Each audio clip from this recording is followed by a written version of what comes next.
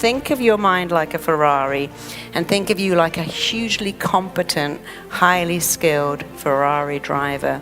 Take that Ferrari where you want it to go. You can't get away from people that might diminish you, but you always have a choice not to let it in. And I promise you, not letting in criticism will change your entire life.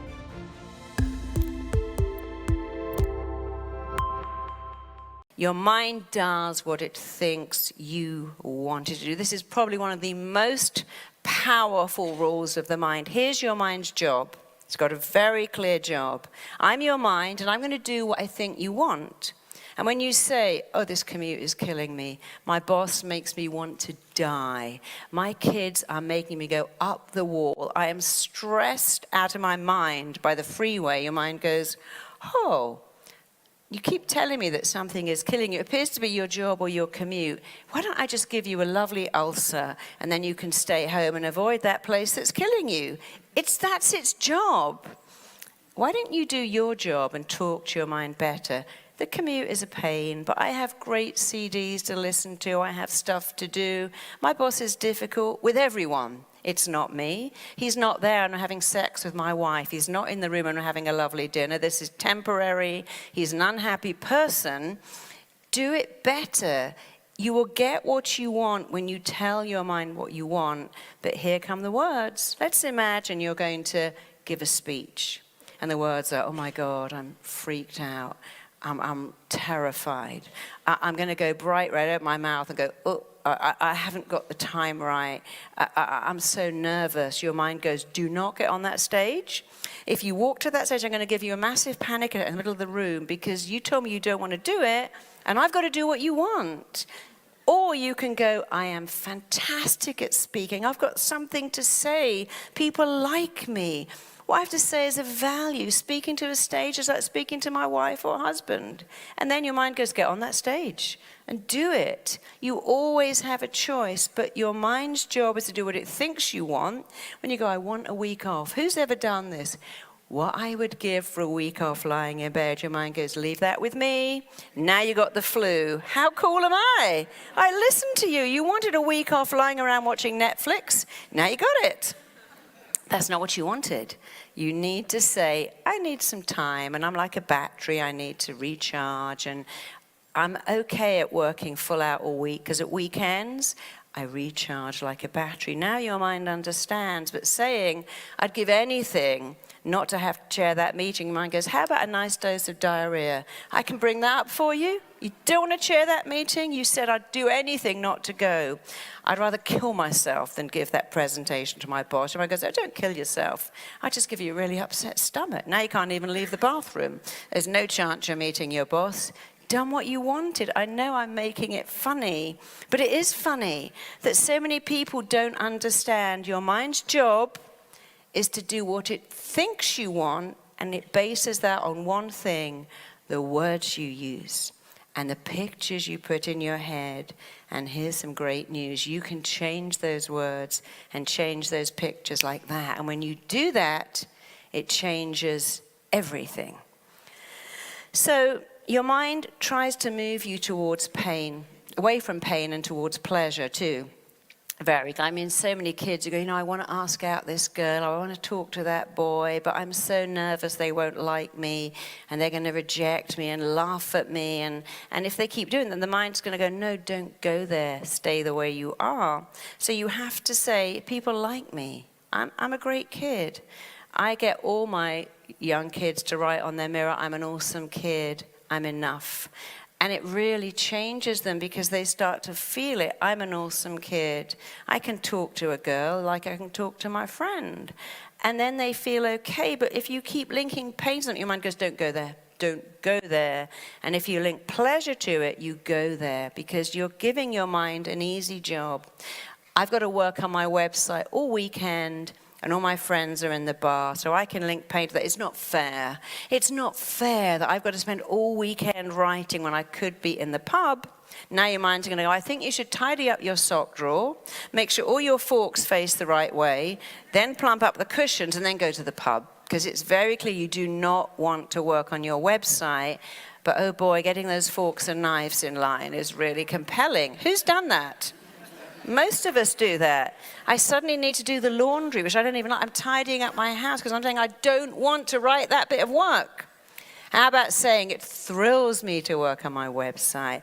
I'm elated working on my website. There is nowhere I'd rather be in the whole world right now than sitting in my office working on my website. Your mind goes, I'm going to set you on fire now. You're going to be doing this till 2 in the morning. You told me you love it, and it thrills you. Let me fill you up with energy and passion. I'm a writer. I know how this works. I never go, oh my God, I've got to write a book. It's so lonely. It's so isolating. And what if no one liked it? What if it goes on Amazon? They go, I hate that book. And it gets no stars. Or I can go, I love writing. How cool is it? I get to write and people pay for my books and they like them and they give me great reviews because there's the choice going on again. So whatever you want, you must link massive pleasure to what you want. And you can link pain to what you don't want. But I don't bother to do that. Let's think of all the pain. Your book's never published. You go into your coffin. It's still in a drawer. You don't have to do that. Just focus on the pleasure bit. I'm a writer. It's amazing. My book is published. I used to always imagine my book in stores. I'd imagine going to an airport, see people reading my book. And when I did, it was like, wow, but your mind went, well, I took you there because you showed me very clearly what you wanted. I had that image to take you to because what you want wants you. And what you are moving towards is moving towards you. Don't move towards fear. Don't move towards failure. Don't move towards it going wrong. Move towards it going right. So we've actually done the next bit. Your mind responds to the pictures and words. The fastest way to change anything is to change the pictures and words. And it's such an easy thing to do. I'm terrified. I'm elated. I'm useless, I'm amazing. I have no memory, my memory is compelling. I can't speak to people. What I have to say is easy. I find it easy to speak to anyone.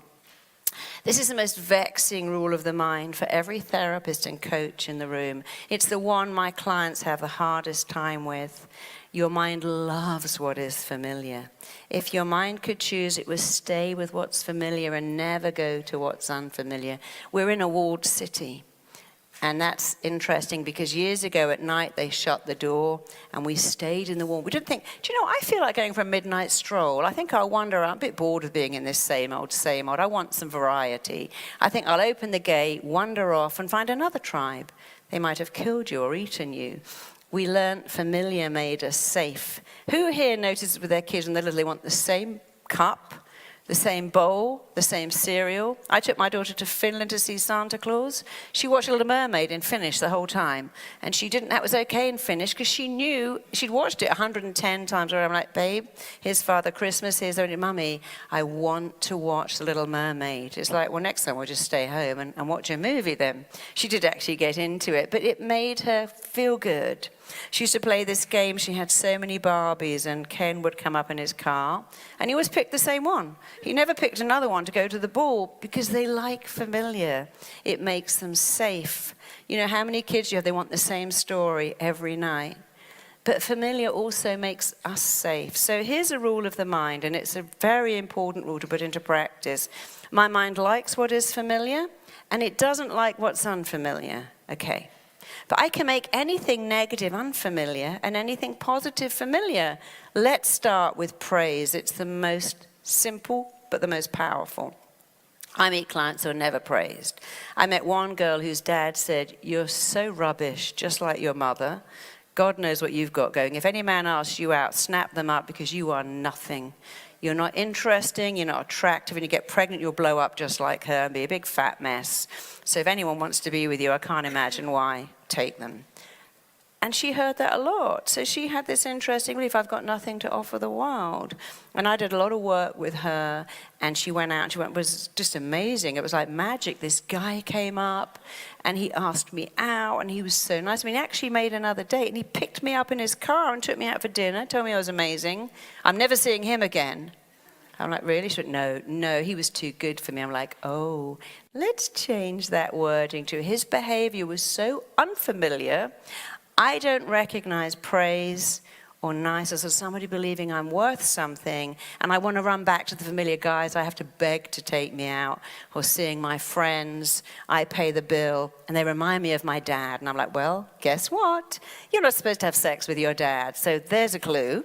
If someone is like your dad, I don't think you should be getting into bed with them, and I think you need to make that unfair. People like it when you make them laugh. So she went, right. So I said, you need to go out with this guy, and this is what you do. You keep saying, I will make this familiar. He rings me when he says he will. I make it familiar. He texts me. I'll make it familiar. I will make it familiar. And she ended up marrying him. She's very happy. She said, how weird, the other guy called me and said, what happened to me? She went, what, the guy who never called me? You never called me, so I just let you go. So you have to say, let's do it with all of you. How many of you find praise a little unfamiliar? How many of you find praising yourself even more unfamiliar? Okay, so if you're never praised and you're criticized a lot, and criticism is familiar, when someone goes, wow, I love that t-shirt, you go, I got it free, it's got a hole in it, I've had it 8 years. I loved your speech, didn't you notice I missed out the best bit? No, I thought it was amazing. I hear you're the best salesperson in your team. Yeah, but not in my county, there's another guy way better than me. So if praise isn't familiar, you will reject praise, but you'll add in what's familiar, criticism. So one of the best things you can do that will change your life is to make praising yourself familiar and to make criticism unfamiliar. Don't do that day in life. Oh, God, look at my hair. Oh, there's a stain on this jacket. I'm an idiot. Oh, I didn't buy any nice food. Now I'm going to have to eat donuts. I'm such a moron. I didn't charge my phone. I'm a retard. I haven't got enough time to get there. I'm a loser. You know, if someone said over your work, going, well, it's not very good. Look at that. You haven't spelt it correctly. Then all the way home, they went, you haven't left enough time. You're an idiot. You haven't got any nice food. Moron. How quickly would you kick them out of your life? Pretty fast. But when it's you, you can't kick yourself out of it. And when a friend is mean, you go, they're having a bad day.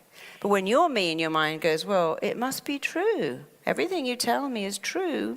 So you need to make praise familiar. It's really easy. I'm amazing, I'm kind, I'm nice, I'm real, I'm authentic, I'm a good person, I have something to offer the world, I have a unique skill. That's easy. And don't go, I'm an idiot, I'm a moron. I was telling my little girl off one day, she got very good, she said, Mummy, you are a silly Billy. And I thought, well, that's a great word. So next time I'm about to say you idiot, I go, you silly Billy.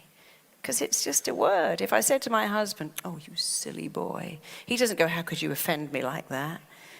Because it's a word. It's how I say it. You're so naughty. He doesn't go, I know, I need some therapy, I'm so bad. I go, oh, you're so bad. So you can make words. So I want you to think of the worst word you have for yourself. It's always the same, stupid bitch, airhead, idiot, loser. And I want you to change it to silly Billy. Because when you say silly Billy, because you can't help it. I was changing a light once and my hand was wet and I nearly electrocuted and I was about to go, you stupid effing. And I went, you silly Billy, don't do that again. Because why beat yourself up? There's enough people in the world who'd like to beat you up. Why do you want to be one of them? Be nice. Show the world that you're worth it. So up praise massively and minimize criticism. If you wanted to change your life today, this will change your life. Praise yourself a lot and don't criticize yourself. And if you do go, yeah, but I did something really bad, go, well, I learned. I learned from that mistake. I'll never do it again. If it taught you something, it's okay. Don't beat yourself up. You're allowed to make a mistake. You are not allowed to beat yourself up, berate yourself, and call yourself names and punish your body for doing what everyone does. They make mistakes. So to make a mistake is human. And to forgive yourself feels really divine. And to call yourself a silly Billy feels even more divine. So that's something I recommend you all do. Whatever you focus on, you get more of. How many of you sat having an injection going, oh my God, that needle's going in and it really hurts? You notice that babies don't do that because they don't know. So whenever I have to have blood taken, I get my phone out. It's the easy, and I get completely, and I go ahead, and I don't really notice it. But if I look at it, it's not the same. If you focus on pain, it hurts. If you focus on stress, you're more stressed. In fact, I had a client come up to work on stage with me, and she was like this. She was shaking so much. And all my class would go, my husband would be like, wow, I've seen you get people out of that, but I've never seen them start with it. And she was just shaking so much. I went, okay, I want you to shake more. I want you to really shake. Come on, Gwen, you can do better than that. Shake, keep shaking, shaking, shaking. I said, you know, have you ever seen a deer pursued by a lion? When it gets away, it doesn't go, I need therapy now. This is so traumatic. It shakes. It stands and shakes, and it goes back to the herd, and life goes on. And when I made her shake, what was happening is she began to think, oh, I'm in control of the shaking. I'm doing it, then I can stop it. And so when clients go, my knees are knocking, go, knock them together loud. I want to hear it. My hands are clammy. Can you make them even more clammy? Can you turn up that sweating so you're dripping? Yeah, go on then. And then I say, you see that you're doing it. What you focus on, you get more of. When they focus on, oh, I did that, and I can turn it down, it feels better. So don't be scared of clients that shake or sweat or start to laugh. So when they laugh, I go, I want you to laugh even more. I want you to almost wet yourself with laughing. Actually, I don't say that too often because that does put a good picture in the mind. When people, I say, laugh more, cry more. I laugh with them. Sometimes I cry with them.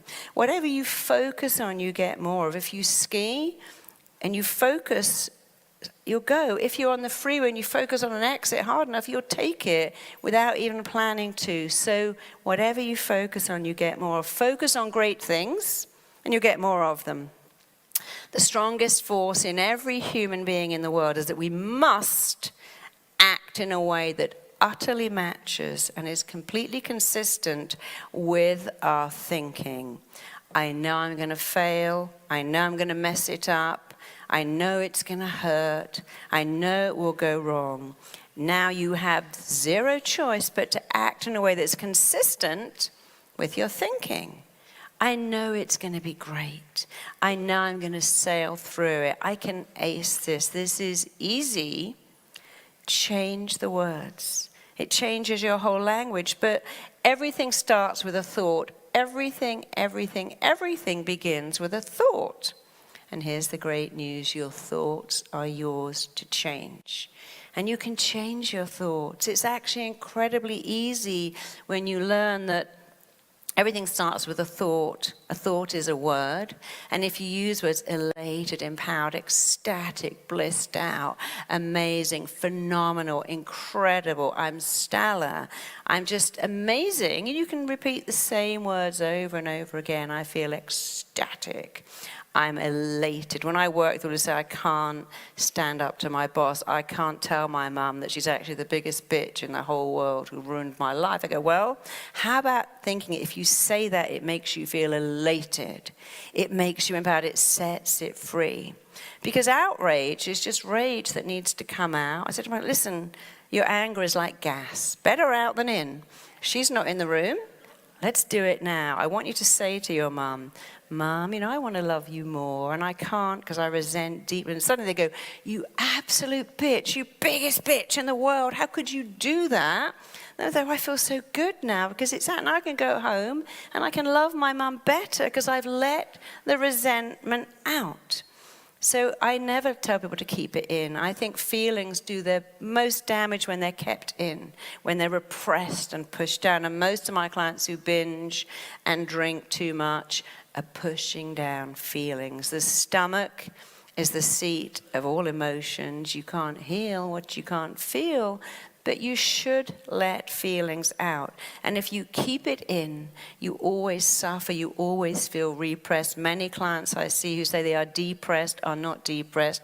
They are repressed and they are suppressed because they can't say, I resent you for always saying my brother was smarter. I resent you for marrying 6 different guys who are hideous to me and never putting me first. And then they make their peace and then they move on.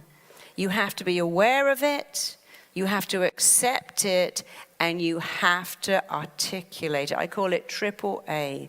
Be aware of your feelings. My ex-husband drives me crazy, and I'm so angry with him, and I can't tell him because he's the father of my kid. I get that. Shut the bathroom, turn on the taps, and say, you are the biggest arse in the world. Thank God I've got a great arse, because I realize I don't need another one in my life, and make it funny.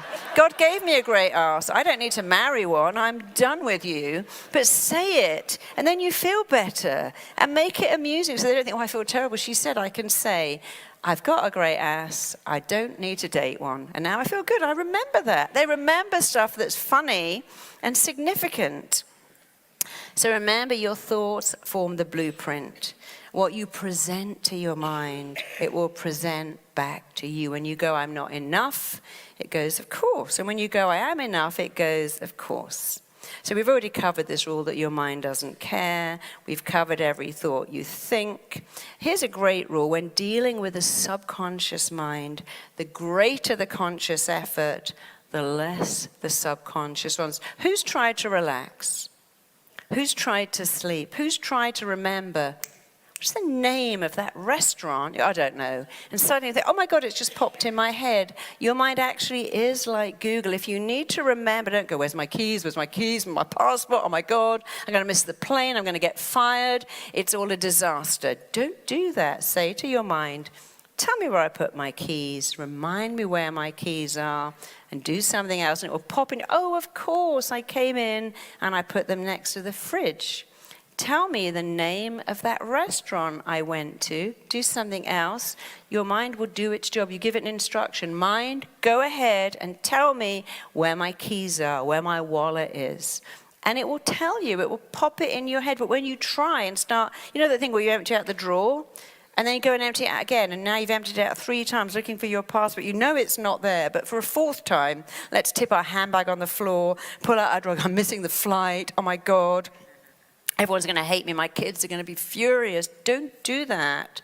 Stress shuts down logical thinking. When you're stressed, your mind goes, there must be a lion somewhere. Let me pull all the blood away from your brain into your heart and lungs so you can run. I saw this in action years ago. I was walking home, and this guy was following me, and I lived in a basement, and I got halfway down the stairs, and I knew that he was going to come down the stairs too, and I got my key in the door, and I couldn't work out. I thought, I've lived here for 5 years, I don't know how to open the door. So I was so scared, but I had the foresight to pull the key out, and I had to stand back in the shadows, flatten myself against the wall, and he came halfway down, he couldn't see me, and he left. But I wasn't going to keep trying to open that door, because when you're scared, your mind just disappears. You can't even remember your own phone number. So you have to fill up your mouth with saliva and pump it around, push your shoulders down, and then you're not stressed. But it's very important when you want to remember something, don't try, ask your mind to remind you. And if you're in an exam and you think, oh my God, my mind's gone blank, fill up your mouth with saliva, swirl it around, push your shoulders down, and your mind goes, a wet mouth is a sign of someone who's relaxed. That's why we kiss, by the way, before we have sex. A wet mouth makes you relaxed. And so don't do that. I can't remember. I don't know where I'm going. I'm lost on the freeway. Oh my God, which road shall I take? I'm just panicking. Fill up your mouth with saliva and say, subconscious mind, remind me. I looked at the map. Which road is it? It will tell you because it's foolproof, but you've got to do it too. Your mind works for you. You don't work. Put it to work. I mean, if you had a PA and went, okay, I'm going out now, just do the job. Or, hey, I'm going to Tallinn, could you decorate my house? Do you think you're going to come back? And they've done it right? No, you've got to go, this is exactly what I want. The more specific you are with your decorator, PA, or hairdresser, the more you get what you want. You don't go to a restaurant and go, oh, get me something to eat. I didn't want that. Well, you said anything will do. You got to talk to your mind that way too. So I think we pretty much got that. The mind can't hold conflicting beliefs. So let's go on to hypnotic language patterns. We have just enough time. Children can only work in the present tense. They don't understand tomorrow. My little girl said, okay, Mummy, is it tomorrow today? She didn't know what yesterday, today, and tomorrow was. She goes, is it tomorrow now? Is it tonight, today? Because they don't understand. They only understand now. That's why with a baby, when you leave the room, they think you're never coming back. And so children aren't really great at future pacing. Children can only respond to words that make pictures. The more vivid the picture, the more powerful they respond. So don't say you're a good kid.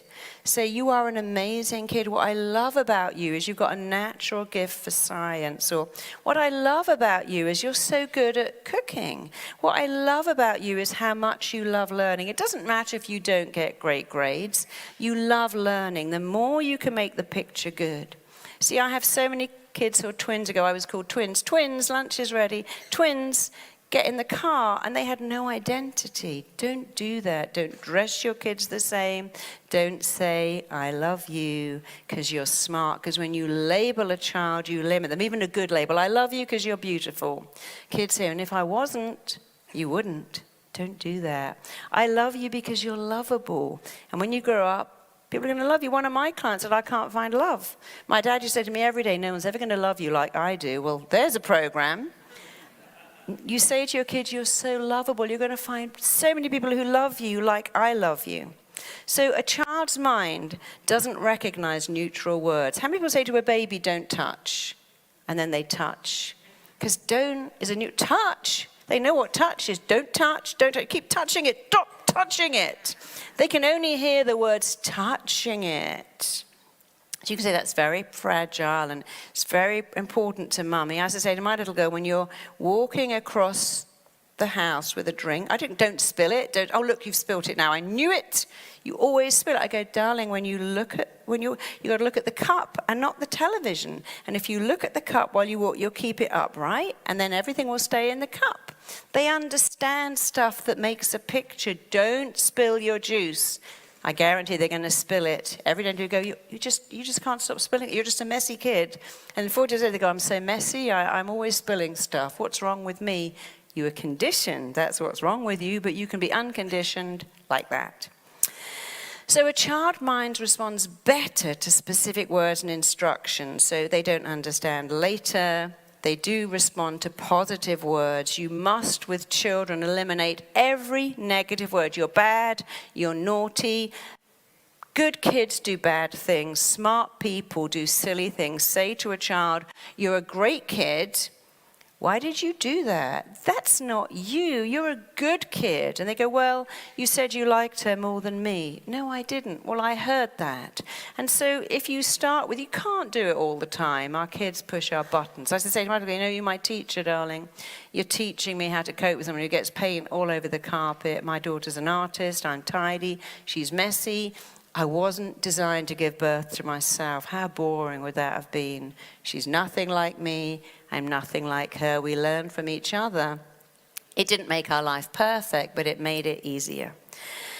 So children also respond to you are, you can, you always, you do. You all know the story about the class that were given to a teacher, and the teacher told these kids are geniuses. We predicted the best. And you are the genius teacher. We've done these secret tests. Genius kids, genius teacher. We know you'll get genius results, which of course they did. And then they went, well, we picked you at random, and we picked the kids at random. But if you believe something, it becomes true. So let's go on to the very last one. Children can't future pace.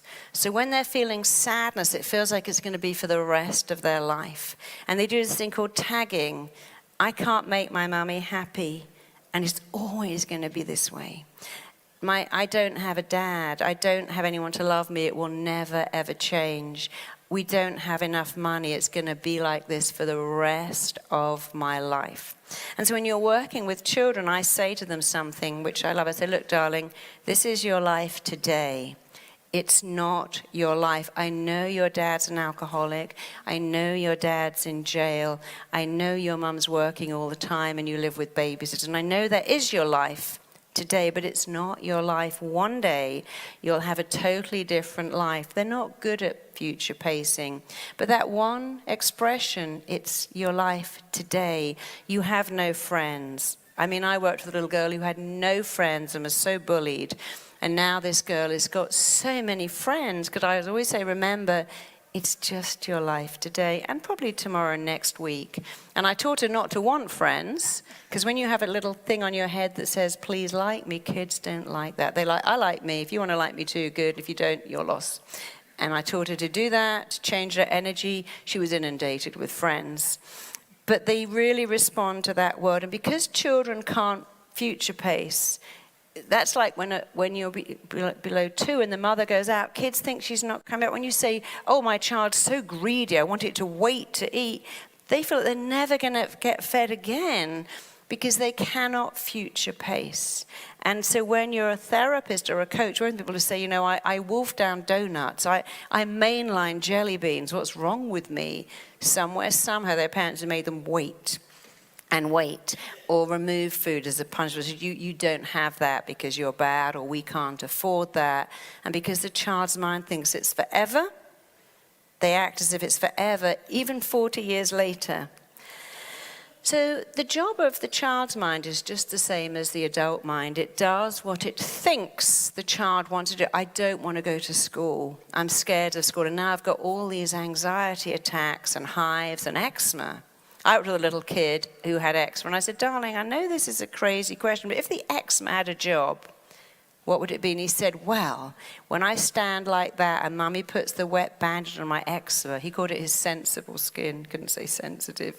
He said, when she puts the bandage on my sensible skin, she shouldn't put any cream on that baby. And there it was. He told his mind as the mother did I want that. I want massage. I worked with another kid who had migraines at 6, very unusual. As if the migraine was your friend. I know that's crazy, isn't it? But if you wanted to help, you went, well, when I get migraines, Mummy and Daddy stop shouting, they turn off the light, and we sit in the dark until it goes away. So he'd obviously said to his mind, I wish I could stop my parents fighting. And the mind goes, let me come up with a solution. It may be crazy, it may be harmful, but the mind doesn't do, just let me have a solution. It doesn't think, is it good, bad, helpful, unhelpful, beneficial? It's just a solution. So children tag onto these painful issues of painful experiences, and you can change it by getting rid of the tagging. It'll always be this way. It will never change. It'll be like this for the rest of my life. You can help them incredibly. And I'm talking about adults come into my office and go, look, I know I'm a millionaire, but I can't spend money. I'm so worried it's going to run out. Because when they were a kid, they couldn't spend money. They didn't have it. So people hold on to this stuff. So I think we're just about out of time, but since we're talking about, I'm going to tell you a very funny thing that happened to me. So I work with a lot of children, and there's nothing better. One little kid said to me, Marisa, you are the magic person, and you stopped me wetting the bed because you did magic. But all I did was tell her that when her tummy was full of wee-wee, can't say bladder, that this magic Barbie light went up to her brain, and she woke up, and she sat up, and she ran to the bathroom, and then the next day she called her grandmother and said, Grandmother, I'm dry. And then she went to sleepovers. I excited her imagination. I did it several times. In 20 minutes, that kid never wet the bed again, and she said, you did magic with me. Then I worked with another kid who said, Marisa, you're so cool, you do magic. And then I worked with a big hulking kid, and he went, you're the bollocks. And I thought, isn't that interesting that the words for a man's genitals are a massive compliment for a woman? It's a massive insult. So there's your language patterns. Being the bollocks is a huge compliment. And being the female equivalent is a huge insult. So you have to make of words what you want to make of words. But if you use powerful words, you'll have a powerful life. If you understand the rules of the mind and put them into practice, you will be running the ship.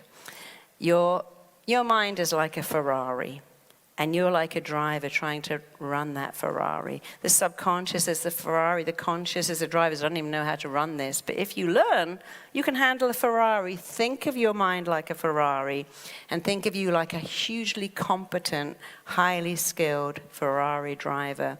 Take that Ferrari where you want it to go. Years ago, if you got rejected, you would die.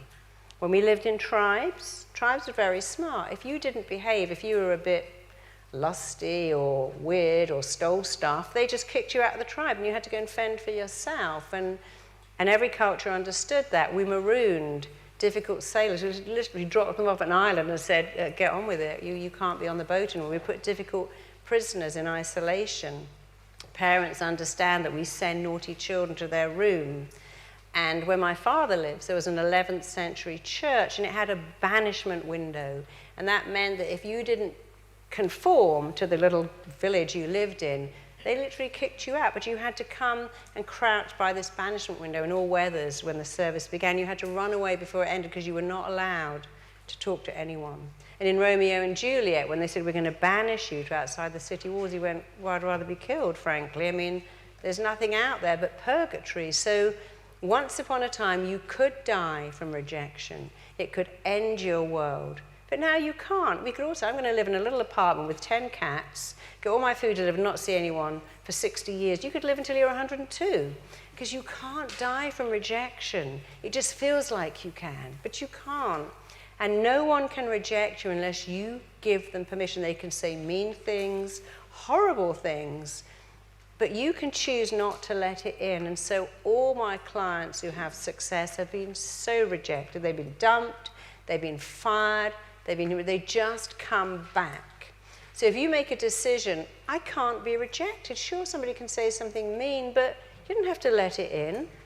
You can say they're mean, they're having a bad day. They're mean because they're unhappy. Critical people always have the most criticism reserved for themselves. And a critic feels so bad that they want you to feel bad. So they'll try and diminish you or elevate themselves. Can I take your pen for a minute? Any pen will do. So this is a seesaw. Here's a critical person and here's someone else. And in the critic's mind, the person at the other end of the seesaw is actually up there. And they don't really like that. So what a critic will do is embellish themselves. I've got more money than you, I'm smarter than you, I'm more intelligent than you, I'm superior to you. They'll either embellish themselves, or if they can't do that, they'll diminish you. You're stupid, you haven't got any money, you're ugly, or you're fat, whatever it is they want to say. But all they're doing all the time is trying to make you go down and then go up. And they can only do that if you agree.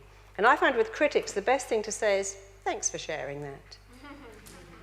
I don't have to let it in. People can say whatever they like, thanks for sharing that. Because critical people usually feel bad about themselves. And a miserable man, once they've had a more miserable man, then he's happy. But you don't have to do that. So you can't get away from people that might diminish you, but you always have a choice not to let it in. And I promise you, not letting in criticism will change your entire life. The amount of my clients who said, you know, I went to a school reunion, oh my God, there was that bully, and I went up to them, and they didn't even remember bullying me. And they said, oh, well, it was just fun. And some of them went, but I was so jealous of you because you had such nice clothes and you spoke well. And I just was so jealous of you, but I had no idea how much I'd hurt you. I didn't mean it. You see, no one's sitting at home thinking, I'm going to reject that person. I'm going to not call them, and I'm going to sit there going, I'm rejecting them. We just forget to call people. We forget stuff, but no one really sits at home trying to reject another person. I mean, how many of you have had to dump someone or fire someone? Put your hand up. How many of you got immense pleasure from doing that? Oh, there's no hands left. No one keeping that hand up? So I got so much pleasure from rejecting someone. It made my week. I fired someone. I did a little dance. I dumped the person I was dating and felt blissful. I divorced my partner, and I celebrated every minute of their pain. Anyone here done that? No. So if people who do reject you, they really don't get pleasure from it. And it's not up to them, it's up to you. So the third thing about very successful people is that they come back from rejection time and time again. Do you have a show called Dragon's Den in this country? The Dragon's Den, great. There was a guy who went on Dragon's Den with a suitcase called Trunky, and he pulled it along, and the dragons picked it up, and they pulled off the strap and said, this is garbage. Look, the strap's broken. He said, you know, I was so hurt because that was just a design fault that could easily be fixed. They'd imagine pulling that one to the airport, and the strap breaks, and the kid falls over, and this is dangerous. And they really humiliated him and made him that big because a strap breaking on a prototype is nothing. It was a prototype. It wasn't the finished article. He said, I went away and thought, screw you. I will not allow you to hurt me. And I got the strap fixed. And how many people see Trunky at airports all over the world? Sure, they're little suitcases you carry along with the kids sitting on it, or they carry it along. And he's become a multi-millionaire because he didn't do rejection. Anyone got a Tangle Tweezer hairbrush? Anyone know what they are? Yeah, they laughed him out of the thing. They said, that's crazy, it's just a hairbrush. Someone else made this little design for wonky tables in bars. I went, that's what beer coasters are for. But all of those people went away and thought, No. And actually they did better, much better, because they didn't have to give half their money away to the dragons. The same thing on The Apprentice. Some of the people who got fired have actually done better than the people who won. So it's your choice whether you let rejection hurt you or not. Now here's the fourth thing about people who are naturally successful, and I love this. They delay gratification. They tend to be born like that, but a lot of them learn it. So you probably all know about the Maslow Marshmallow Test or the pretzel test, but if you don't, I'll tell you. So this test has been done many, many times. So they put some children in a room with a marshmallow or a pretzel, and they said, okay, if you don't eat that in 15 minutes, you'll get a second one. Or you can eat it, but you only get one. And three things happened. One group put it in their mouth immediately, said, no, I can't wait. It's so yummy, I need it now. And they shoved in the marshmallow. The second group just said, no, just sat there and said, I'm going to wait 15 minutes and have two. But the third group turned their chair away, made faces, played with their nails, did all kinds of, they had to distract themselves. And then they too got the second marshmallow. And then they studied these children as they grew older, and they said the ones that naturally delayed it and the ones that made themselves delay it had incredible success at delaying gratification. And again, it's a choice you have to make, because we come onto the planet wired to get a reward. And if you take the reward first, it's very confusing to your mind. So here's what we do with children. We go, tidy your room, and then we'll go to the park. Finish your homework, then we'll have dinner. Eat your vegetables, then you can have an ice cream. So children understand about delaying gratification, and they like it. If you say to your kid, we'll go to the park and tidy your room when you come home. You can have ice cream first and then eat the carrots. Go out to play and do your homework whenever you like. What happens? It doesn't get done. It's a bit like doing what you don't want to do. So what you have to do is to make little things your reward. So let's imagine you've come home from work and you've got to call someone, you've got to do some paperwork, you've got to do some research, and you go, right, I'm going to watch my favorite show, I'm going to have a lovely dinner, then I'm going to do the work. You know you're not going to do it. But if you go, right, I've got to do this paperwork, and I've got this wonderful dinner, and I've got this great show, I'm going to tape the show, and I'm going to do that first, and see the normal things I do anyway, as the TV and the dinner, as a reward. You start to get your brain to recognize rewards, and you do stuff first. So even if you have a lovely coffee every morning at 11, what you need to do is go, I'm going to do these things first, and then the coffee's going to be my reward, and I'm going to really savor it. I'm going to say, this is my reward for doing that. Because if you delay gratification, you just feel like a winner all the time. And what happens too is that once you start to see things as a reward, you go into feeling rewarded all the time. So even at lunch, you can go, okay, so I always think, right, I really need to eat something, and I need to have a lovely tea with coconut milk, but first I'm going to do some bits of stuff, and then I'm going to really enjoy that. It's my reward. And I always in my day, well, I'm going to call someone I really like, but that's going to be my reward for calling someone I don't like. So I'm always getting these reward things set up, and they're very simple. I don't even notice I'm doing it, but it's a very good thing to do, because it wires me to feel I'm always being rewarded, whereas if I just take the reward and I don't do the work, then I feel like a failure. Because if you don't do what you're meant to do, you can't enjoy it. You think, okay, I'm not going to work. I'm going to go out for the whole day and leave all my in tray. And then the whole day you can't do it because you're thinking, God, I should have done a bit of that. I should have made that call. I'm at the beach, but I can't really enjoy myself because I'm so riddled with guilt because I didn't just spend, it was 10 minutes. I could have done that in 10 minutes. I left it. And so people who are successful tend to feel good about themselves all the time because they have this habit of delaying gratification, rewarding themselves after and not before. And you should do that as a person, but you should also do that as a parent, and you should do it as an employee because you have much better people that work for you. So do you all get that? So how many of you do any of those 4 things naturally? Good. How many of you have made yourself do those things and it started to feel natural? How many of you don't do those things? And how many of you never put your hand up no matter what the question is? That's okay. You can learn to do that too. So I want you to think of these 5 things. Do what you dislike. Do it first. Take action every single day in the direction of your goals, even if it's just for a few minutes. Don't do rejection. Don't do no. You know, doors can shut in your face. People can say no. You know, when I wrote a book, my first book I wrote, and I sent it out, and I remember that feeling of the thud, because it's your manuscript coming back through the letterbox. When it comes back, nobody wants it.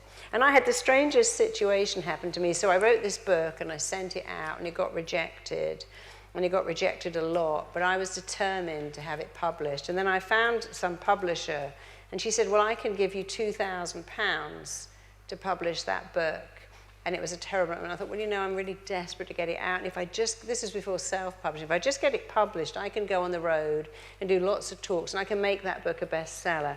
And I was just about to give it to her when I met someone else who said, do not give it to her. Trust me, I will get you a massive advance for that book. It's an amazing book. And so before I'd seen the person with 2,000, I'd been to a few books. I'd sent it to, I had a different agent who wasn't very good. It's before I met J.K. Rowling's agent. And I sent it to some, one of them was Virgin Books, and Virgin Books had come in. They said, well, we quite like this book, but we want the beginning at the end and the end at the beginning. Can you change it around? I went home, I changed it all around. Back I went, well, yeah, we really like it, and we will give you £10,000. But I knew that wasn't enough, because I'd had a book published before, years before, and I got way more than that. And then they gave me all these hoops, and then they finally said, oh, we don't want it after all. And I was really disappointed, because I did so much work, we don't want the book. So I'd gone from 10,000 to 2,000, then I met this agent who said, no, you leave it with me. But you can't have it published for a year. I'm like, a year? They went, yeah, a year. I'll go quickly. I'm like, okay. So I left it with her, and true to this person, they sent it out to everyone, and there's a really strange thing happened. I was putting on a little workshop, and I didn't sell any tickets, so I thought, I'll have to cancel it now. My agent called and said, that workshop you're doing at the weekend, Penguin are coming, and HarperCollins are coming, and someone else are coming. I said, I've cancelled it, you should put it back on, give everyone free places, but they're all coming to see you. So I rang out all my friends, and they all came. And at the end of it, people were standing in the queue to talk to me, and the first person was Google, and they went, oh my God, I love that. Can you come and do that for Google? And I'm like, yes. And the next person was this publisher, and they said, oh my God, we love that. Come on Monday morning, we're going to give you a deal. We're going to give you £150,000 for this book. And I'm like, okay. And I said, oh no, you've got to go and see all the others first. And then, so they came back on Monday and said, well, we'll give you 160 if you don't go and see any of the other publishers, because you've got them all lined up. So I'm like, fine. I like these people. They were so nice. They turned up. They offered me 160 grand. I took it. And Virgin Books wrote to me and said, how dare you not even come to see us? We would have given you 150 grand. I'm like, but it's the same book you wouldn't give me 10 grand for last year. I don't understand. And they wrote me this really rude letter and said, that's a really terrible thing. We would have liked a chance. You should have come for the meeting. It's very unprofessional. We would have matched that fee. I'm like, really? Because you wouldn't even give me 10. And I met them at the launch, and they said, oh, you were very silly not to go with us. And they still couldn't quite understand. It was the same book. And so they rejected it. It got rejected a lot. And then the people that rejected it said, we would have given you 150 grand for that. You went to the wrong person. I went to the right people. They were a lovely publisher. I'm really glad I stayed with them. But you see about rejection. I remember that feeling in my stomach when that manuscript landing on my doorstep, because I sent it to so many people, and they sent it back. And they sent it back. But I didn't quit. I knew it was a great book. I knew it would be published. And it was. And then I've published 3 more since then. But it's all to do with your mindset of, do you let rejection hurt you, or do you just go, no, I'm just going to keep going? Winston Churchill said, when you're going through hell, keep going. So do what you hate or dislike first. It's the second one. Take action every day. Your book lands on the doorstep, just pack it up and send it off. J.K. Rowling said, you know, when I wrote my book, I spent $2 on a little folder, and I sent it off. When it came back, they hadn't put it in the folder, and I was the single mum with no money. I had to go out and buy another $2 folder and send it back. And I was rejected so many times until finally someone, just a little, took Harry Potter and said, let's see. And it's become a huge book because she didn't sit at home and go, no one likes it. Some of the most successful people in the world have been rejected. Some of the people you would look at on television, you wouldn't imagine how much rejection they've had. But successful people just take it on the chin and keep going. And then delaying gratification. That's really, really important. So you're all committed to, I want you to say, I'm going to adopt these, I'm going to embrace them, I'm going to make them my own. It's going to be what I do, but if I do it enough, it's going to become who I am. So we're all clear on that. So finding your purpose, becoming wealthy, requires you to do these 5 things. Anything that you want badly enough will require you to do something different. You can't fight and you can't flee. You can imagine you're having a difficult conversation with your boss or your husband or your in-laws or your kids, and you can't fight and you can't flee. There's no point in freezing, but you can flow. So when you're stressed, there's at least 5 things that you can do that immediately relax you. Here's the first one. If you rub your arms like this, it's immensely comforting. It might sound a bit crazy, but if you're having a really bad day at work, shut yourself in the toilet or in the cupboard or somewhere, or you sit at your desk and just do this. Just rub your arms up and down. Just do that. Do it at least 20 or 30 times quite hard, because it's very, very relaxing. It starts to release relaxing brainwaves. Another thing you'll see me do a lot, if you watch my YouTube videos, I do this a lot because it has the same effect. Rubbing your hands together is releasing relaxing brainwaves. So the second thing you can do is just do that. Just do it a lot, just do it quite hard. You can, even when you've done it, put your hands over your eyes. Take some deep breaths. Here's a third one. Wash your hands first. I'm going to ask you to touch your face. Doing this and doing this.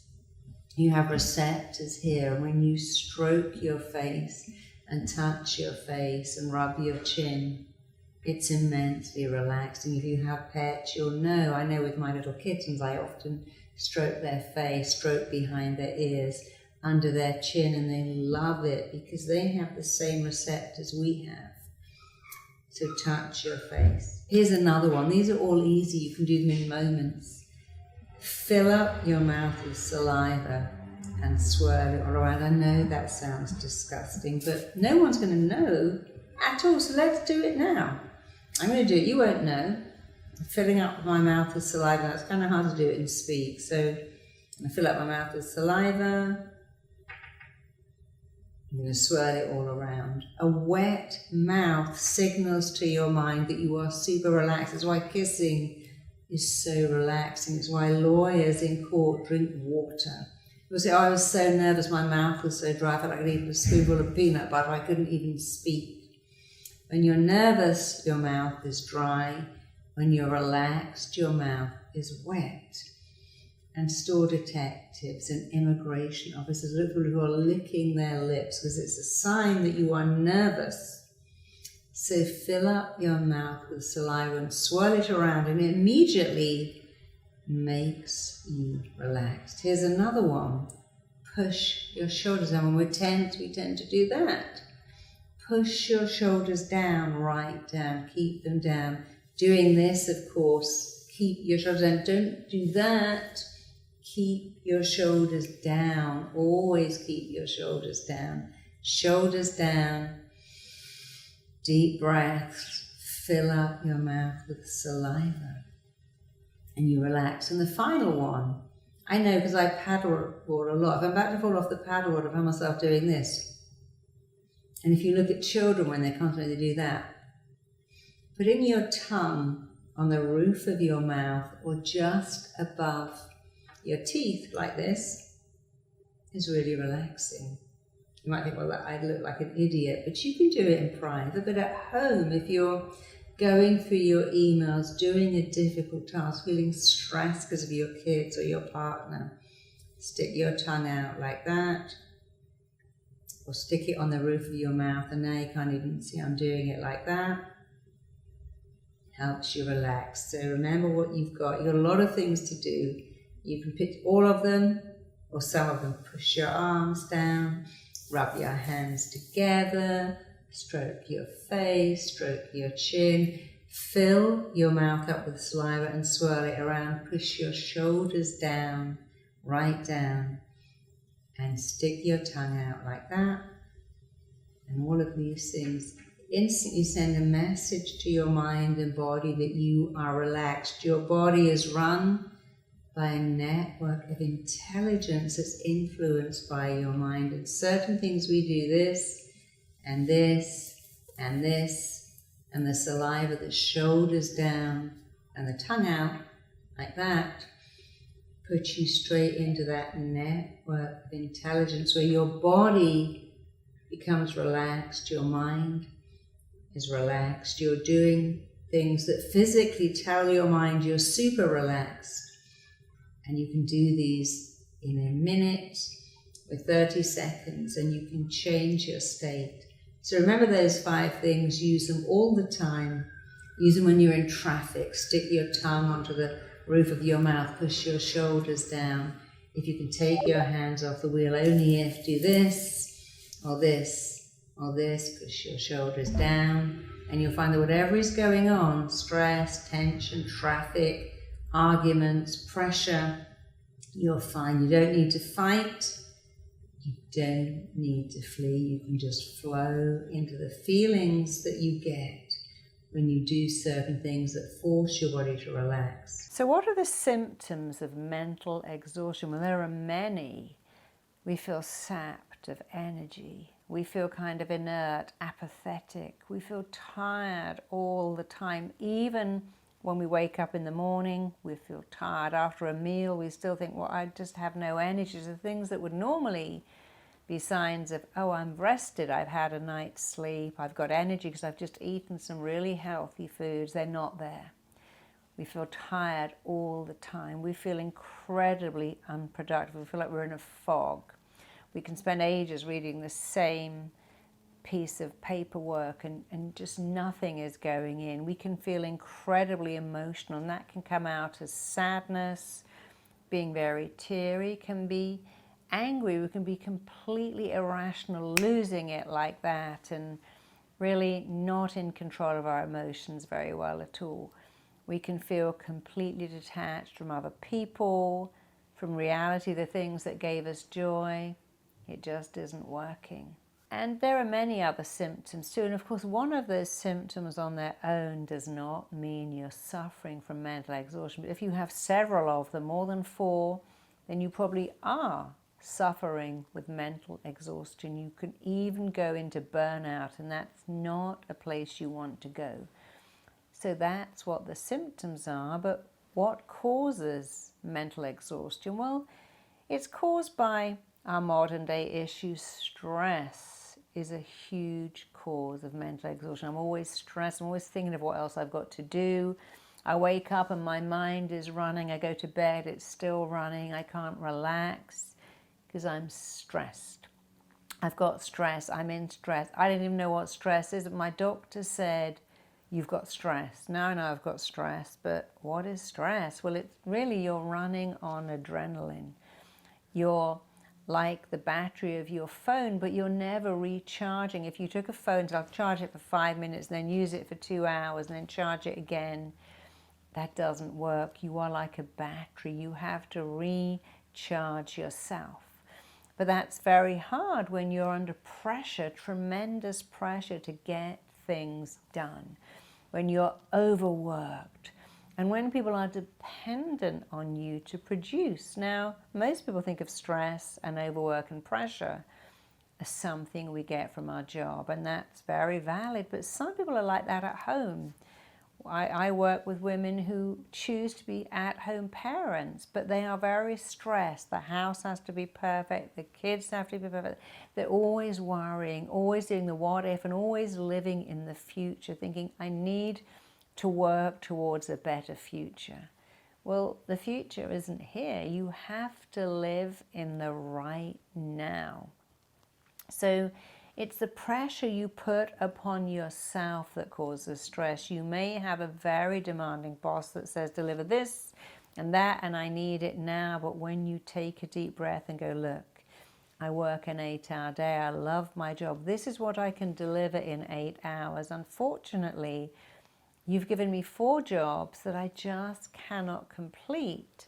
So you have to look at what's realistic. Do not overpromise and underdeliver, because that's what is causing your stress. You're giving yourself too much to do, not enough time, living on coffee, not having enough sleep. And these things make you even more stressed. So stress, your own internal pressure, the belief that you've got to deliver for everybody else what they require of you. I see many kids who are under mental pressure, mental exhaustion, because they believe, I've got to get straight A's. I need to do this for my parents. I see many athletes are under that same mental exhaustion because I must deliver. I've got to get it right. I can't let people down. Everyone expects so much of me. And the pressure is overwhelming. And I know what that's like when people expect a lot from you. We all know what it's like. But the only person who can stop that is you. So how do you cure mental exhaustion? First of all, you need to take a reality check and be realistic. There are 24 hours in a day, 7 days in a week. What can I realistically do? You need to divide your day into work time and no work time. And if you have a demanding job, when you go home, you need to leave your work at home. You need to really be present with your children, with your partner, even with yourself. You need to switch off. You need to think, okay, when I come in from work, I take my work clothes off. Maybe I have a bath, a shower, a coffee, a phone call, but I'm doing something that separates work from home time.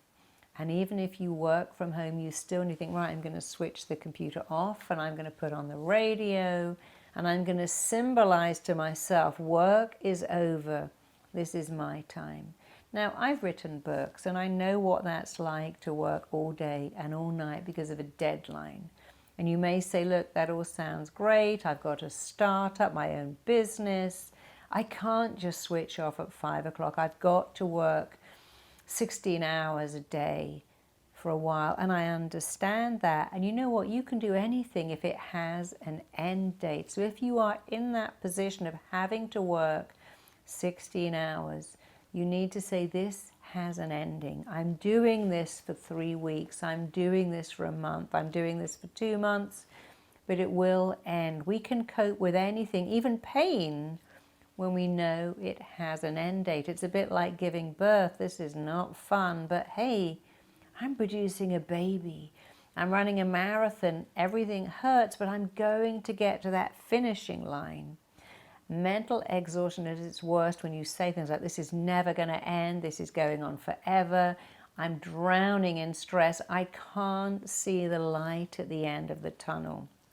So if you are in mental exhaustion, take a look at your language. Do you say things like, this is killing me, I'm dying under this workload, I am stressed out of my mind, I feel like I'm going insane with tiredness, I can't get on top of this. The minute I answer 10 emails, 102 more come in and it's killing me. I'm at my maximum bandwidth, I'm running out of rope. You see, when you use those very descriptive words, they become a blueprint that unfortunately you start to work from. So you need to say something entirely different. There's a lot of work on here, but I'm going to get through this bit by bit. I have phenomenal coping skills. I can do this. I've got this.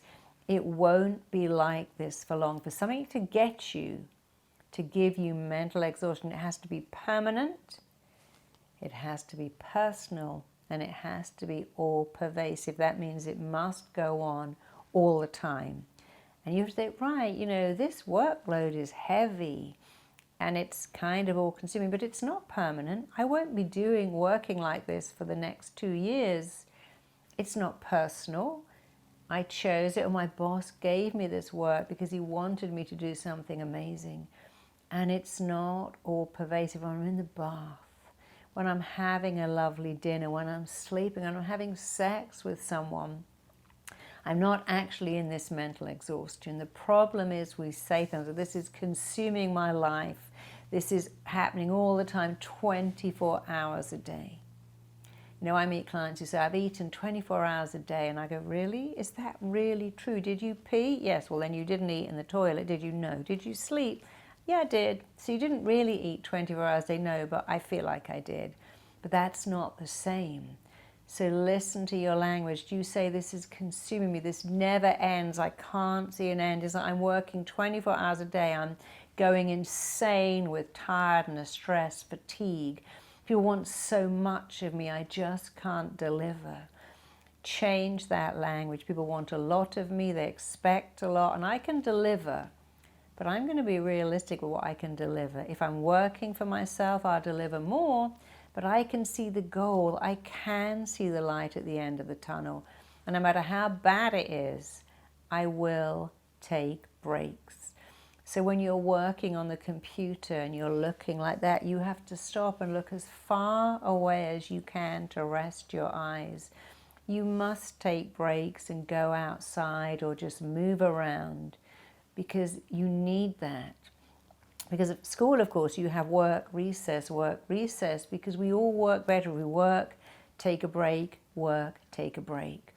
So do the things that are good for you, work, take breaks. While you're working, say things like, wow, I'm making progress. I can see that I'm getting through this. I feel so good. I've completed that task. I'm making headway here. I feel really productive. Even if it isn't true, say the things that will help you, not hurt you. Gosh, I'm making a difference. I feel so good. I completed that task. I feel so great. I made a dent in that, and I'll make another dent, and I'm getting there, and I feel good. See the ending. You must be able to see the ending.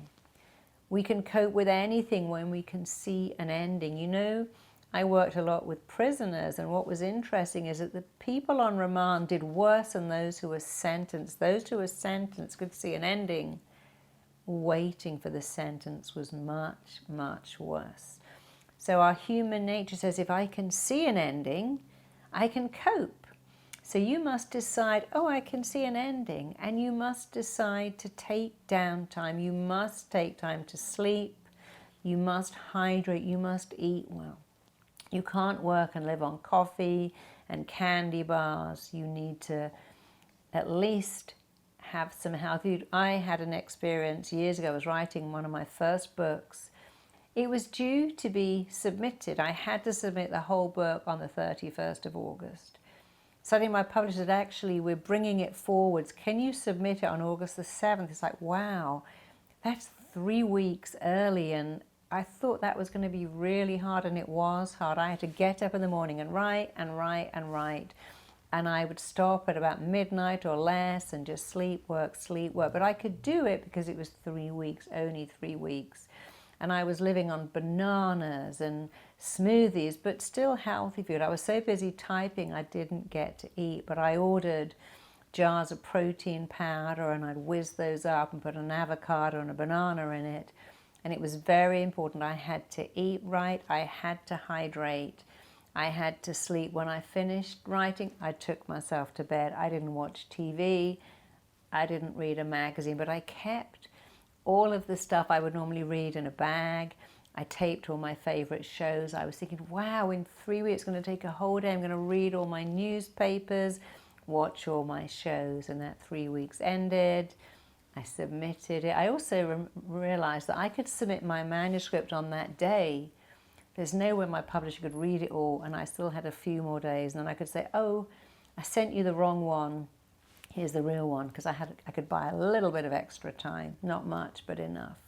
And when it was over, I felt so great. It's like running a marathon. You keep thinking, I'm going to feel so good when I accomplish this. I'm going to feel so great when I do this. If you run a marathon, you can only finish it by seeing the end, seeing the ticker tape, Hearing the crowds cheer your name is how you complete a difficult task. You must see the ending. You must be your own cheerleader. Praise yourself. You're doing a great job. You're doing great here. You're making amazing headway. I'm really proud of you. So the cure is to praise yourself, to take breaks, to look after yourself, to care for yourself, to nurture yourself, build your praise muscle, see the end, because there is an end in sight. And do not compare yourself. Don't think, well, everyone else is doing better. How come other writers churn out a book, run 6 companies, go home and raise 3 kids and homeschool? Don't compare yourself. You are unique. You're doing it on your schedule. You do not need to compare yourself to anyone ever. Do it your way. It will absolutely work, but please don't go into burnout. There are certain ways of relaxing. Taking deep breaths, deep belly breaths, is very relaxing. Meditating is very relaxing. Doing yoga is very relaxing. Allowing yourself to do nothing at all, maybe lying on the sofa and reading. You know, I've worked with many geniuses and they all have something very interesting in common. They came up with their ideas when they're doing nothing. Most geniuses will say, I go and I sit on a bench and I look at the leaves of a tree. I lie on the grass and look at the sky for hours and ideas come to me. I think it was Einstein. He used to sit in a chair with a big heavy ball bearing in his hand and he would rock backwards and forwards. And of course, as he dropped off, the ball bearing would drop to the ground, would wake him up and he'd go, Eureka. I had an idea. So you'll find that ideas come to you when you're relaxing and doing nothing, way more than when you're working, thinking, oh my God, I need to come up with an idea, I need to think about it, I need to fix this. I know for me, my first publisher asked me to find 6 extra chapters to a book. I'm like, oh my God. I was hard enough to find the first 10, 6 more, but I said, oh sure, I can do that. I had no idea where to even look. And I was driving my car along the road, listening to the radio, and I suddenly thought, I've got it. I had to pull over, pull out an old checkbook and start writing because I had so many ideas in my head. And it was kind of ironic that driving in the car, listening to music, gave me the ideas. So I was looking, searching, trying to find those ideas, they wouldn't have come.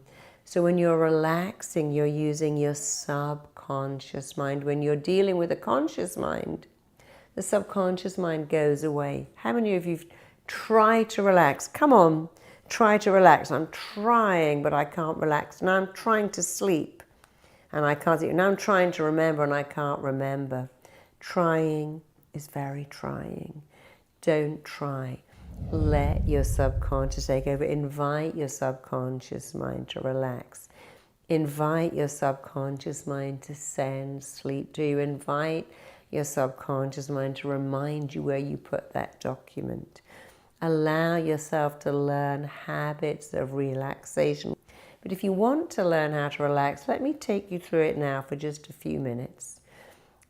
One of the things that's very important to relax is to be absolutely still. If you're trying to relax by doing this and tapping your fingers and doing that, not relaxing. So try and sit in an open position, hands open, knees apart, and just breathe. That helps you. Just put one hand below your navel, one hand above. And if you notice you're just pushing out this upper hand, you're breathing in a very shallow way. Make sure the lower hand below the navel is pushed right out and in. Do those deep belly breaths. Try to think of your stomach as a bellows. Fill up the lower, fill up the upper. Breathe in for a count of 4. Hold it for a count of 8. And exhale for a count of 16. That gets easy. Let's just do it now. So breathe in. 1, 2, 3, 4. Hold it for a count of 1, 2, 3, 4, 5, 6, 7, 8.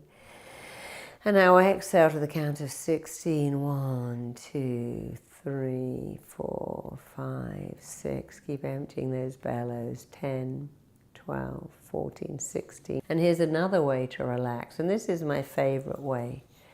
push your shoulders down. Sit in an open position. You can't relax while you're sitting like that and tapping your feet and fiddling around. Separate your hands and feet so that you can't start playing with your hangnails. Just watch what I'm doing. Look up.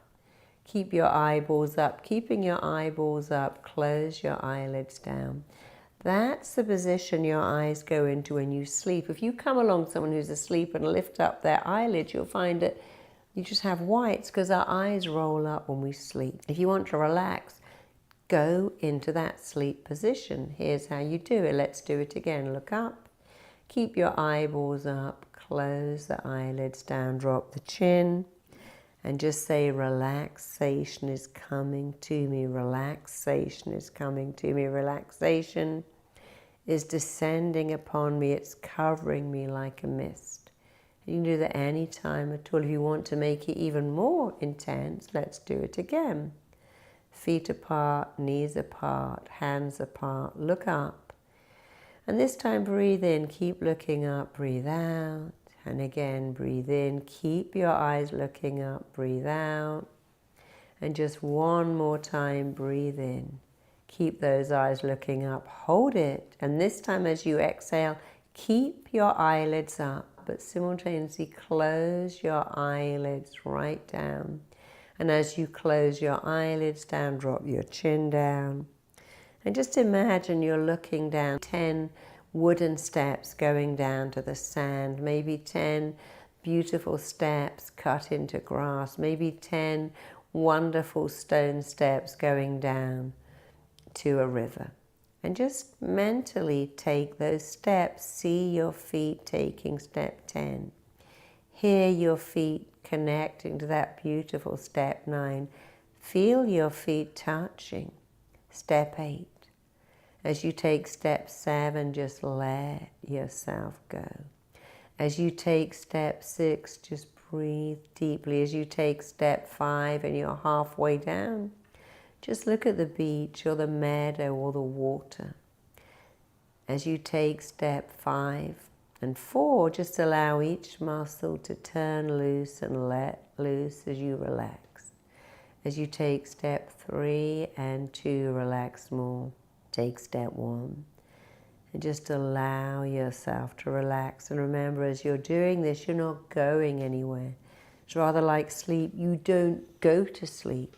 You don't fall asleep. You invite sleep to descend upon you like a mist. And you can invite relaxation to come to you at any time at all. Look up, close your eyes, allow yourself to relax. Quiet your mind. And while you're keeping your mind on the beautiful stone steps, the wonderful grass steps, the sandy steps, whatever steps you're keeping your mind on, while you're keeping your mind on relaxation, feeling your feet on the steps, hearing the birds sing, the water trickle, feeling the warmth of the sun on your skin. While you're hearing that and feeling it, you simply cannot focus on, oh my God, I haven't emptied out my inbox. I need to vacuum the carpet. I've got to defrost a chicken. I need to help my kid with their homework. I've got a million things to do and I'm so stressed. Be like a battery, recharge. Take your time. You'll work better if you can take some time for you. We have all kinds of things to help you, marisapeer.com, free audios that relax you, motivate you, inspire you. Go to marisapeer.com, take some free stuff. We need connection. It makes us feel whole. It makes us feel happy. Many, many studies worldwide have shown that it's our relationships with people that make us happy. It's not shopping. It's not stuff. It's certainly not money. It's not promotion. It's our connection with people. And it's getting worse and worse and worse. And it's worse because of social media, because we connect superficially. It's worse because we live in a world where we don't have to connect. We don't have to grocery shop. We never have to set foot in a store. You can walk into a store anyway and pay for your stuff at the automatic teller. You can order an Uber. You can actually go through your whole week and never speak to anyone. But it withers your soul. So that's important. But here's the second important thing that blocks connection. It's a fear of rejection. If you know me, you might reject. If I speak to you, you might laugh at me. You know, let's imagine you're a 20-year-old woman.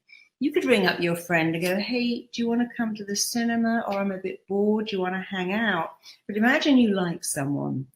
You think, should I ring him up or her up? I can't, because I might go, what, with you? Of course I don't want to come out. I don't even know you. You're not my type. So our fear of rejection is a big block. It's a huge barrier. We stop connecting because our great fear that we might be rejected. The way to get connection, the way to succeed at massive, wonderful, life-affirming, gorgeous connection is to understand that you cannot be rejected. And one of the things that will change your life, I promise you, I guarantee you, this one step will change your life. Do not let in rejection. Don't let in destructive criticism. I can already hear you saying, how can I do that? Well, let me tell you, because I want to give you stuff. I want to help you today get more and more connected by being less and less rejected. So when someone comes up and says something really, really mean, like, you look like a guy in drag, or I hate the way you've cut your hair, doesn't suit you. Yeah, I read your book, it was awful. I listened to that talk you gave at work, it was terrible. I came to your house and I hated it. I hated that dinner you cooked. I hated that party you put on. I don't like your boyfriend. Your kids are obnoxious. Whatever someone says, you just go, thanks for sharing that, or thank you, or that's an interesting opinion. Thank you very much. You'd never say, how dare you say that to me? That's so rude. You have hurt my feelings. When you respond to a criticism, you've let it in. If someone says to you, gosh, you've gained weight, doesn't suit you, and you go, well, you're not actually Twiggy yourself, and who do you think you are? And you're a bit fat, or you try losing weight on my salary. I can't afford healthy food. You've let it in. And when you just go, thanks for sharing, I'm very happy with the way I look, you haven't let it in. And I know it sounds almost too good to be true, because it is. Saying to someone, thanks for sharing, thank you for your opinion, thanks for your comment, is saying, I've heard what you said, and it's not going in. And even today, someone wrote me a lovely, lovely email saying, you know, I just did your course, your I'm Enough course, and somebody was being really mean to me. And I just smiled and said, thank you for sharing. Thanks for your opinion. And they said, why aren't you being nasty back? And she went, well, I'm not letting it in. Be yourself, be real, be vulnerable. And here's the biggest thing of all, believe you are worth it. If you want to connect to people, you don't have to change your weight, your shape, your size, your job, your hair. Only thing you've got to change is this belief that you're not worth it and you could be rejected. To the truth, everybody wants connection. You're not alone. Our greatest fear is to be rejected. And if you fear it, you're just like everyone else and they're like you. And if you believe I'm worthy of love, I deserve love, I deserve connection, if you keep saying it, you will find it. So here's something else for you to consider. You know, so many of us think, I want someone to love me. I'm going to go out. Oh, could you love me? Could you love me? Here I am. Could you love me? Could you make me feel better? Someone go, yeah, sure, I can do that. I can love you. What do you need? You need praise, compliments, a nice dinner? Give you all of that. The problem is they might one day take it away again and go, I'm bored with you now, or we're not compatible, this is just not working out, or I'm being transferred out of town, and now you're back to, oh my God, no one's meeting my needs.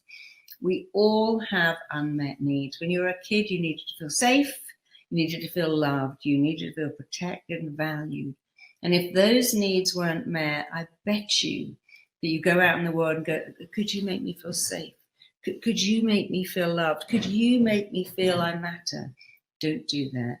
Do it to yourself. Take a minute, even now, let's do it together. Think of what the most amazing parent would say to you, what the most amazing boyfriend, girlfriend, husband, wife would say, what a friend who thought you were the best thing ever would say to you. And let's do it now. I want you to say out loud, as if you are that great parent, that great friend, you're amazing. You're amazing. I'm so glad I'm in your life. How lucky am I to have you as a friend? How lucky am I to be your parent? I'm proud of you. You're great.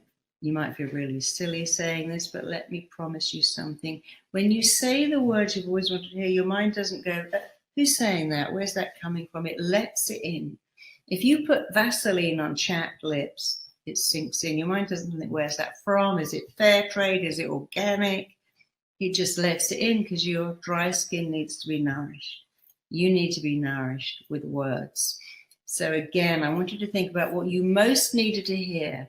It's always the same. I love you. I'm proud of you. You're amazing. You're a great friend. I love your company. Do it with me now. It doesn't matter if you feel silly. It only matters that it works. So let's go. Pretend you're the friend, the boyfriend, girlfriend, husband, wife, parent you've always wanted to have, and say, I love you. You're the greatest. You're the best. I love your company. You're funny. You're interesting. You're great. And I want you to commit to doing that every day. And now I'm going to say it to you.